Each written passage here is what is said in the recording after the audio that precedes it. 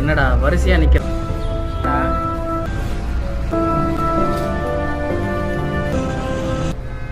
வாடா வேற எங்கன்னா போய் பார்க்கலாம்.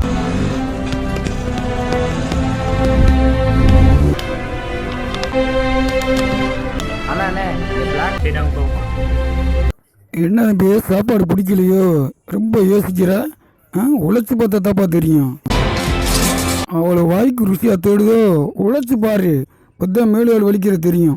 வாங்க தம்பி, இப்போதான் ஒரு பக்கத்து வீட்டுக்கார பையன் சோத்தை படக்குன்னு தள்ளிட்டேன் ருசியாக இல்லைன்ட்டு. அதே இப்போ தான் பிடிச்சிட்டு திட்டி தாப்பா. என்ன அப்படிங்கிட்டு அப்பா வயலுக்கு போயிட்டு வந்தேன், நாளைக்கு வாங்கப்பா கூச்சிக்கிறாம்மா சங்கடப்பட. டேய் அது வர அந்த வீட்டில் 2 பசங்க வராங்க, அவனுக்கிட்ட கேட்டு போகணும்டா. போய் கேட்போமா? டேய் தம்பி கொஞ்சம் நின்றா, இங்கே நின்றா. போய் கேட்டு ரொம்ப தேங்க்ஸ்டா தம்பி. சரிண்ணா.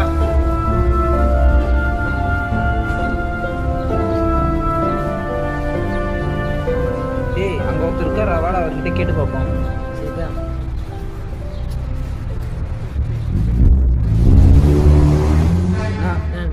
அமௌண்ட்லாம் இருக்குண்ணா. இருங்க எங்கள் பாஸ் கிட்ட கேட்டு சொல்கிறேன். சரிண்ணா. Hello boss.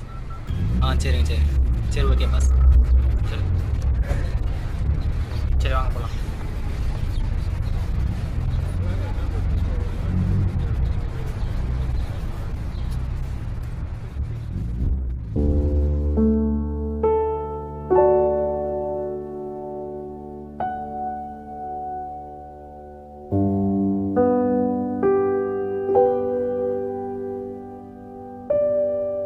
அங்கே கேளுங்க. சரிண்ணா. சரிண்ணா. ரொம்ப தேங்க்ஸ் அண்ணா. அண்ணா அண்ணா அண்ணா யாரா இருக்கீங்களா?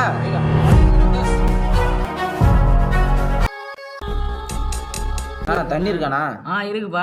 என்னண்ணா ஏமா சொல்றேன்? என்னப்பா இதுக்கே ஆன்னு வாயை பொழிக்கிறீங்க? வெளிலலாம் பார்த்துட்டு தானே வரீங்க, எவ்வளோ டிமாண்டுன்னு தெரியுண்ணா. இல்லை கிளம்பினே இரு. கொஞ்சம் மட்டும் பார்த்து சொன்னாண்ணா. தம்பி வியாபாரத்தில் வந்து இப்போலாம் பேர பேசாதப்பா. அண்ணா ஒரு வாட்டர் பாட்டில் எவ்வளோண்ணா? போதா? சரிண்ணா. ஸ்கேனர் இருக்காண்ணா? இருக்குப்பா. எடுங்க. அது பாருப்பா. ஸ்கேன் பண்ணுறேண்ணா.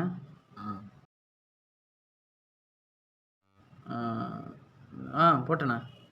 அந்த இருப்பா பார்க்குறேன். வந்துச்சா பாருங்க. வந்துச்சுப்பா. சரிங்கண்ணா. தம்பி வேணுமா வேணாமா? கொஞ்சம் நிறைய இப்போ தானே பார்த்தீங்க, 50,000 கொடுத்தாயின்மாண்ணா. புரியுதுண்ணா. இப்படி ஆகுது. வா, இது வேறு லாஸ்ட்டுக்கானு. சரிண்ணா போய் வாங்கிட்டு வந்துடுறேண்ணா. சீக்கிரம் வா. சரிண்ணா அந்த வரண்ணா.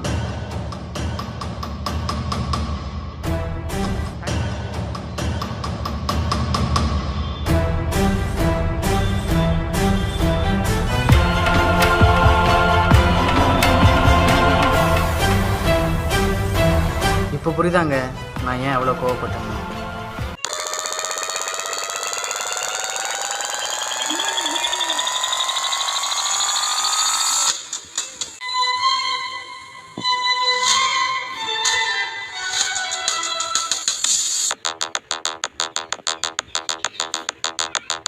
இதனால தான்.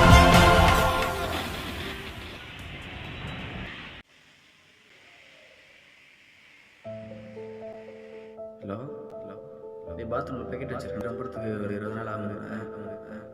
பார்த்து எடுத்து விடா குளிச்சு ஒரு மாதிரி.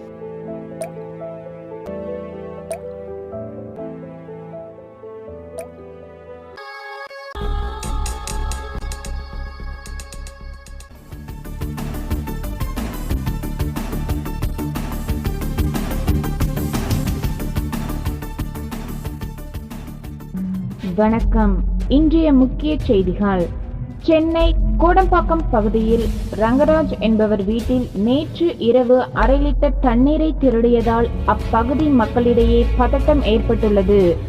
எனவே அந்த தண்ணீரை திருடிய நபரை கண்டுபிடித்து தருமாறு அப்பகுதி மக்கள் காவல்துறையிடம் முறையிட்டிருக்கின்றனர்.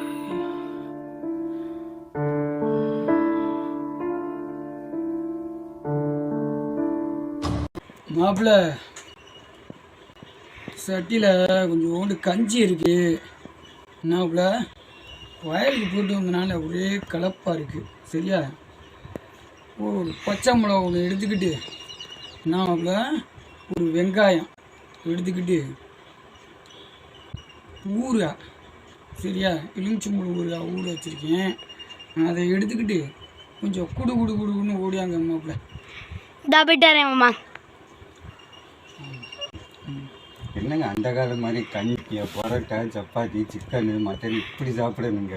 அப்புறம் எப்படிங்க விவசாயம் தொழில் பார்க்குறது? இந்த மாதிரி வாய்க்கு வக்கணமாக தின்னீங்கன்னா பக்கவாதத்துலேருந்து காக்காவல்புலேருந்து அதுக்கு ஊசி இருக்குது, ஊசி போட்டுக்கலாம். மாத்திரை மருந்து இருக்குது, மெடிசன் இருக்குது.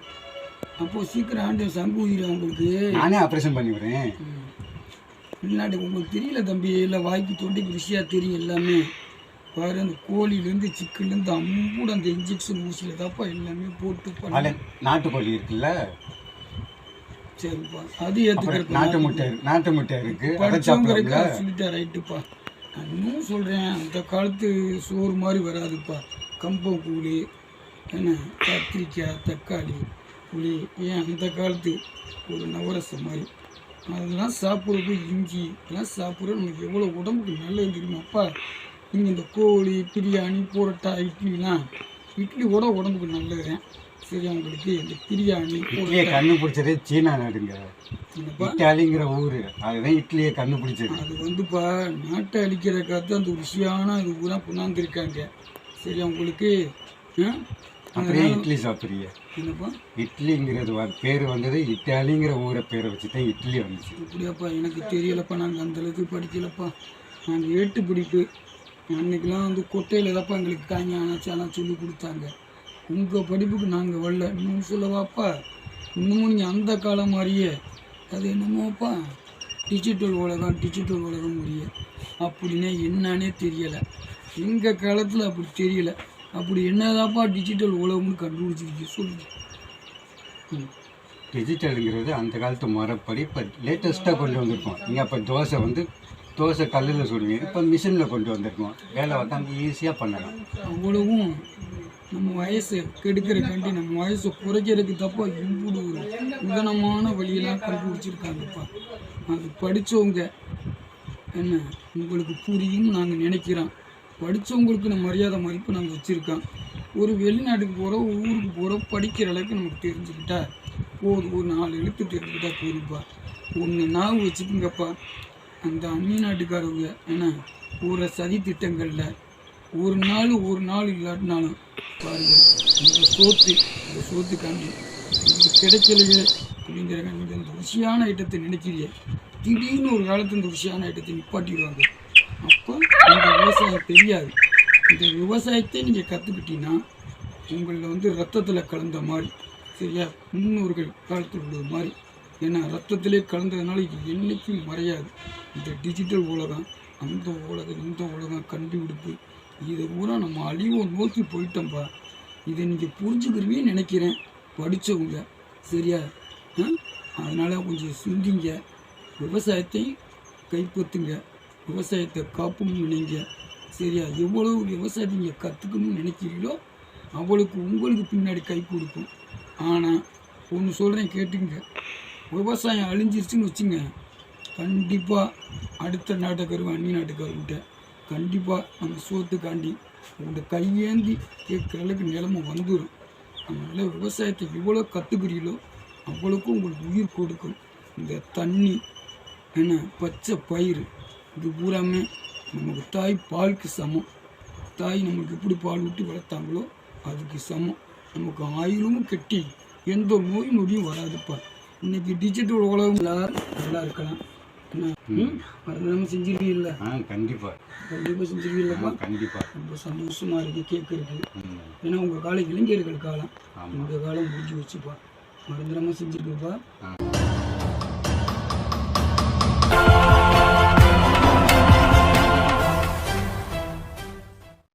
ஏழுமலை, குடிக்க தண்ணி ஏன்னா வேஸ்ட் பண்ணுற? அதான் இவ்வளோ தண்ணி இருக்கு, அப்புறம் என்ன நம்ம புதுசாக கேட்குறது? இவ்வளோ தண்ணி இருக்குதா? இன்னொரு வாட்டி தண்ணியில் வேஸ்ட் பண்ணுற வேலை வச்சுக்காரா? அவள் தான் உனக்கு என்னாச்சு உனக்கு?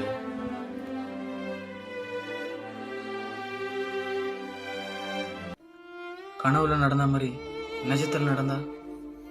ஐயோ, தண்ணியை வேஸ்ட் பண்ணாமல் இருக்கணும்.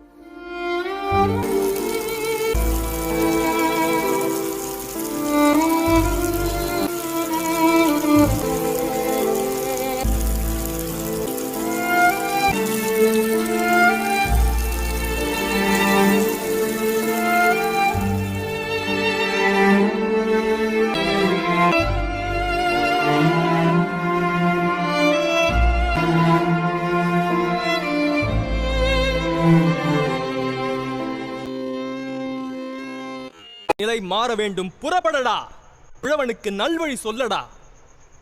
உரிமைக்கு குரல் கொடு, உழவனுக்கு கை கொடு, உன் உணர்வை காட்டடா.